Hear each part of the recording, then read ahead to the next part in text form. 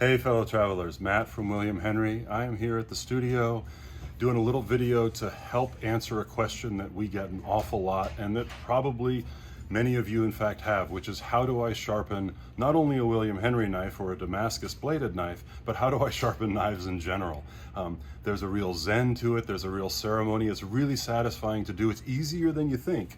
And I wanted to illuminate a little bit of that. I'm going to show you on a few William Henry Damascus pieces, but I want you to understand that this technique applies not only to any William Henry that you may own, but in fact applies to any knife that you have in your life that you wish was sharper and performing at a better level. So all of that said, I'm going to show you how to do it. I really encourage you to do it. With practice you get better, and it's really satisfying. If you're not able to get the results that you want, or you want that original crazy William Henry factory edge, you can always send it back to the studio for resharpening, very nominal charge, reshipping included. But I hope that you mess around with this at home. It's really satisfying, and so let me show you how we do it. All right, so let's actually get at sharpening by hand.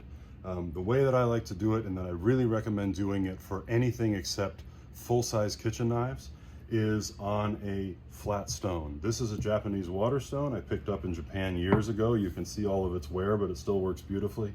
You can also use an Arkansas oil stone. You can also use diamond lapping stones, which are a little more aggressive and faster, not quite as fine an edge, but a great working edge. There's a whole lot of options. They're widely available in the market. But again, what I suggest is a flat sharpening surface, and that's what's important. So with my water stone, always want to add a little bit of water, hence the name, and that creates a little bit of a fine slurry that helps polish the edge as you're actually reshaping it. So there we go, now we've got that. And I'm going to pick up the B12 Adventure, one of the new pieces from William Henry, and oh my God, spectacular. And yeah, absolutely, you wouldn't want to damage this knife while sharpening it, but you won't. Hopefully you can see it in the camera. All of this beautiful Damascus in the blade, there is a polished bevel at the edge. That is where we've done that's where we're finally sharpening the knife, and it's angled away across from the actual Damascus. So you don't want to actually ever touch this part of the blade. You only want to be working on an angle that catches this bevel. And again, this is true not only for Damascus, but for any knife. They're always going to have a fine bevel, or not so fine a bevel, depending on the manufacturer, at the edge, and that's what you're going to be reworking. So to actually do the work, I come in, and again, so here's flat. If you were flat to the stone, you would be damaging the Damascus.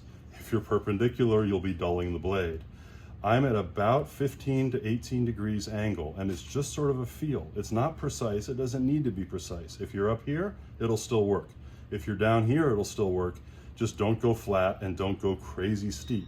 So in that range, you can go into the edge this way. You see just sort of a long straight stroke. You can go away from the edge this way. Again, long, smooth stroke across the stone. And on the other side, again, into the edge, coming towards me, into the edge, coming towards me, or away. And people sometimes think, oh, well, if I move into the stone, I'm going to be dulling the blade. Not true, as long as you've got your angle reasonably right. So whatever is more comfortable for you, you can be doing it either direction, and you will be, and you can see, I'll just take the water off, right? But I have done zero damage to the Damascus because all I am doing is working the edge bevel. I'm working that to sort of reshape and refine the edge that's gotten dull or gotten a little bit of damage to it.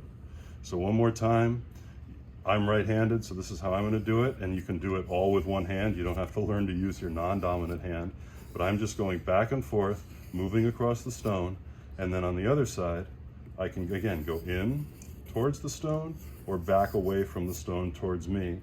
Again, when you're moving towards yourself, never get too close so that you don't accidentally lose control and bring that edge towards yourself.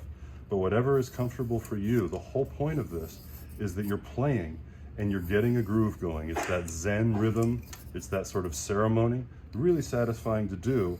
And as you do it, and sort of, again, I'm just wiping off the water, you're going to bring that edge closer and closer to the sharpness that you want. And you can do it for 3 minutes and improve it a little bit. You can do it for 15 minutes, and with the right technique, you can absolutely blow your mind. But this will work on a William Henry Damascus blade. It'll work on a slightly smaller knife, our B5 Tombstone, but also in Damascus. It's exactly the same idea, and it's the same angle of approach. All I am doing is moving back and forth on the stone and making sure that the stone doesn't really dry out. With a water stone, you always want it to keep a little bit wet. With an oil stone, it tends to stay wetter because oil doesn't soak in at the rate that water does. But there you go. There you go. I'm just moving back and forth, trying to maintain that angle. And all I am doing is repolishing and reshaping that final bevel at the edge. So I'll be honest, at William Henry, we've got a lot of great equipment to sharpen knives with because it's part of what we do every single day. I have access to that equipment, but at home, with my kitchen knives, with my personal use knives, I use this old Japanese water stone to sharpen them. It's satisfying. Again, there's a Zen ceremony to it. I love taking something methodically by hand that's not optimum and bringing it into its optimum performance. So I really encourage you to go out and get a water stone or get an oil stone or get a diamond lap and start playing with this. It's what I do, and trust me, if you do it, you will not regret it.